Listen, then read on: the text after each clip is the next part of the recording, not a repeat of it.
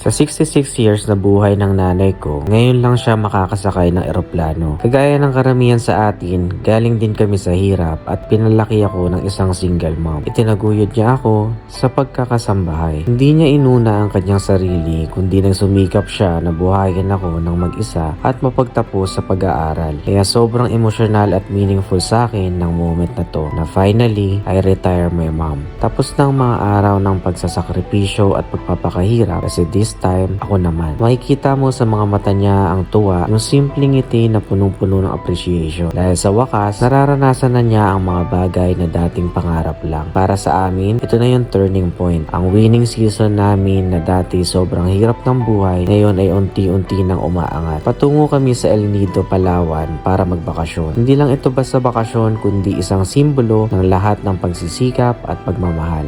Tama. Anong pakaramdam? Nabingi ko. Nabingi ka ng pressure? Diyan talagang tunod, sinignan ko talaga. Ganun talaga yun. Tignan mo talaga. Talaga na praise the Lord. Ganda ng creation ni God. Maganda pa doon sa pupuntahan natin. Ano pa lang yun, himpapawid pa lang yun. Ngayon, ako naman ang sumasagot sa lahat ng pangangailangan niya. Walang imposible kapag may pagmamahal at determinasyon. Para sa lahat ng mga anak dyan, tandaan ninyo, darating ang araw na kayo naman ang magiging sandala ng mga magulang ninyo. At walang kasing sarap sa pakiramdam na makita silang masaya at alam mong ikaw ang naging daan para dito.